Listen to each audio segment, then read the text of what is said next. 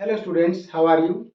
I think you will be fine and I pray to God you and your family will be fine throughout of the life. Okay. Now today in my channel English with Mukesh sir मैं लेकर आया हूँ uses of past continuous tense. इससे पहले वाली video में past continuous tense को explain किया गया था जिसमें वाज वर उसके साथ वर्ब की फर्स्ट फॉर्म उसके साथ आईएनजी लगती थी। अब हम कहाँ कहाँ ये टेंस यूज होता है, कहाँ पर इस टेंस के प्रयोग होते हैं, ऐसी कौन सी निशानी होती हैं कि जिनको देख करके हम एग्जाम के अंदर पास्ट कंटिन्यूअस टेंस लगा दें। इट मीन्स वाज वर और वर्ब की फर्स्ट फॉर्म के साथ आईएनजी लगा दें। तो डियर स्टूडेंट्स, आप ये मत सोचिए कि सर तो लगातार टेंस ही करवा रहे हैं, क्योंकि टेंस बहुत जरूरी है। टेंस जो है किसी भी लैंग्वेज की शान होती है, किसी भी लैंग्वेज की जान होती है और किसी भी लैंग्वेज की पहचान होती है। क्योंकि हमें कोई भी बात बोलनी होती है तो वो टेंस में ही बोलनी होती है। कोई भी काम होता है, कोई एक्शन होता है, कोई हैपनिंग्स इंसिडेंट होती है तो वो टेंस में ही होती है। टेंस का मतलब क्या है? समय है। समय टाइम है। तो वो कब घटित हुआ, कब घटित हो रहा है, कब घटित होता है, कब घटित होगा, ये सब टेंस में ही तो पता चलता है। तो कृपया बोर ना होइए, दिल से समझिए, क्योंकि दिल से हम समझाते हैं। तो देखो, uses of past continuous tense. Past continuous tense के क्या क्या यूज होते हैं, कहाँ प्रयोग होता है ये। This tense is used to express an action which was continued in past. इस टेंस का यूज कहाँ होता है? जब कोई ऐसा एक्शन हो, एक सर्टेन पॉइंट ऑफ टाइम के अंदर पास्ट में वो काम चल रहा था, तो वहां पर हम लगाते हैं पास्ट कंटिन्यूअस टेंस। देखो, he was reading the novel during the recess. वो रिसेस के दौरान नोवेल पढ़ रहा था। तो ये पॉइंट ऑफ टाइम है, टाइम आ गया। टाइम क्या था? रिसेस। रिसेस होता है एक ब्रेक होता है स्कूलों के अंदर 15-20 मिनट का। तो उस समय वो बंदा जो बच्चा था, वो कोई भी जो भी था, वो नोवेल पढ़ रहा था। अर्थात इस टाइम पर ये कार्य पास्ट में जारी था। तो यहाँ पर पास्ट कंटिन्यूअस टेंस। ये आप देख लीजिए है हमारा पास्ट कंटिन्यूअस टेंस। अब देखिए, this tense is used with when plus verb की फर्स्ट फॉर्म। ये बहुत इजी पहचान है कि जब आपको वर्ब की फर्स्ट फॉर्म, वर्ब के वेन, उसके बाद वर्ब की सेकंड फॉर्म दी हुई है, वेन प्लस वर्ब की सेकंड फॉर्म, और उसके फर्स्ट हाफ में पहले वहां पर ब्लैंक दिया हुआ है, तो हम वहां पर पास्ट कंटिन्यूअस टेंस लगाते हैं। वहां पर हम पास्ट कंटिन्यूअस टेंस लगाते हैं। देखो, यहाँ देखो, सी वॉज रीडिंग ए बुक।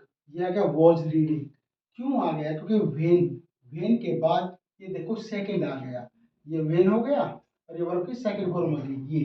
तो यहाँ पर हम जो है इस फर्स्ट हाफ में हम यहाँ पर पास्ट कंटिन्यूअस वाज रीडिंग लगाएंगे। She was reading a book when I entered the room. वो किताब पढ़ रही थी लड़की जब मैं कमरे में दाखिल हुआ। अब देखो दूसरा, ही वॉज टेकिंग टी। वह चाय पी रहा था। भाई चाय के साथ हम ड्रिंक नहीं लगाएंगे, हम टेक लगाते, ध्यान रखना। He was taking tea when I went to his house.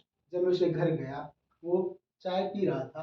तो देखो, वेन ये आ गया, वेन के बाद ये वेंट वर्ब की सेकंड फॉर्म आ गई। तो यहाँ पर आप देखो पास्ट कंटिन्यूअस टेंस लगाया हमने। तो ये दो पहचान आप देख सकते हो। और किस तरह से हमने पास्ट कंटिन्यूअस, और एक उल्टा भी ले लो आप।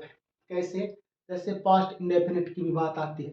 अगर यहाँ पर देखो आप, अगर यहाँ पर जो है वाज वर्ब के साथ आईएनजी पास्ट कंटिन्यूअस टेंस आया हुआ, तो वेन के बाद हम सेकंड लगाते हैं। ये बात आपको पास्ट इंडेफिनिट के रूल के हिसाब से भी समझ में आ गई होगी। अब देखो, if both actions are happening side by side then past continuous tense will be used in both. अगर जो दो काम चल रहे हैं साइड बाय साइड, जारी थे पास्ट में दो काम, तो दोनों के अंदर ही हम पास्ट कंटिन्यूअस टेंस लगाएंगे। अब आप यहाँ पर देखिए कि while I was singing a song, she was acting like a dancer. while, while क्या होता है? while मैंने के दौरान, जब मैं जो है गाना गा रहा था, तो वो जो है एक डांसर की तरह एक्टिंग कर रही थी। तो देखो while, ये देखना while वाले में जो सेंटेंस था while, तो वहां पर हम दोनों में ही पास्ट कंटिन्यूअस टेंस लगाते हैं। was acting past continuous, was singing past continuous tense. देखो while आया हुआ था उस दौरान। When we change the direct speech of present continuous tense, then past continuous tense is used. जब हम नरेशंस में डायरेक्ट इनडायरेक्ट होते हैं और डायरेक्ट इनडायरेक्ट में जब हम डायरेक्ट स्पीच को खोलते हैं, जो डायरेक्ट स्पीच होती है कोमाज लगे होते हैं उनको, तो उनको हटाते हैं तो अंदर का टेंस बदलता है। सिर्फ दो बातों को छोड़कर कि एक तो यूनिवर्सल ट्रूथ ना हो कोमाज के अंदर, एक रिपोर्टिंग वर्ब के अंदर वहां पर वर्ब की फर्स्ट फॉर्म से सेज वगैरह ना हो, तब तो बदलता नहीं, अदरवाइज अंदर का टेंस बदल जाता है। तो जब हम अगर इज एम आर यानी कि प्रेजेंट कॉन्टिन्यूअस टेंस ब्रैकेट के अंदर बंद है नरेशन में, डायरेक्ट स्पीच में, जब हम उसको कोमाज हटाएंगे तो हम उसका जो है इज एम आर को वाज और बदल देंगे। इट मीन इसको पास्ट कंटिन्यूस बना देंगे, प्रेजेंट कंटिन्यूस का पास्ट कंटिन्यूस बना देंगे। तो देखो, he said I am writing a letter, उसने कहा मैं पत्र लिख रहा हूँ, कोमाज। अभी ये है डायरेक्ट स्पीच, ये है डी एस, हम इसका बनाएंगे आई एस, इनडायरेक्ट स्पीच बनाएंगे। तो ही सेड कोमाज हटेंगे, दैट लग जाएगा जोड़ने, क्योंकि सिंपल सेंटेंस होता है तो उसमें हम जो है कोमा हटाते समय इनकी जगह जो कंजंक्शन लगाते हैं, करेक्टर है, तो वो दैट लगाते हैं। आई चेंज हो जाएगा ही में, क्योंकि आई फर्स्ट पर्सन प्रोनाउन है, ये सब्जेक्ट के अनुसार बदलेगा, सब्जेक्ट ही है तो ये भी ही हो जाएगा। एम का बनेगा वॉच, देखो आई के साथ तो एम आता है, तो ही के साथ तो एम नहीं आएगा, ही के साथ आएगा watch, he was writing a letter, ये होगा पास्ट कॉन्टिन्यूअस टेंस।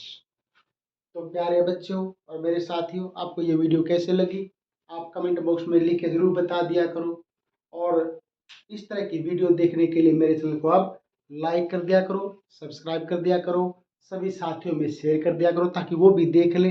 ये बेसिक होते हैं टेंस, टेंस के बगैर हम किसी भी लैंग्वेज को नहीं सीख सकते, चाहे इंग्लिश हो, चाहे हिंदी हो, चाहे कोई एनी अदर लैंग्वेज हो, उनका तो हमें पता नहीं, लेकिन इंग्लिश का तो मेन है।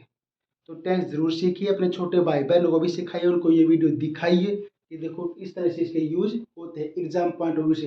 जब हम एक्सरसाइज करेंगे तो और अच्छी तरह से हम बताएंगे कि कैसे लगा, यहाँ पर ये कहाँ पर फर्स्ट आई, कहाँ सेकंड आई, कहाँ थर्ड आई, कहाँ डू आया, कहाँ डज आया, कहाँ पर क्या आया, सब बताया जाएगा। बस मेरे चैनल के साथ बने रहिए।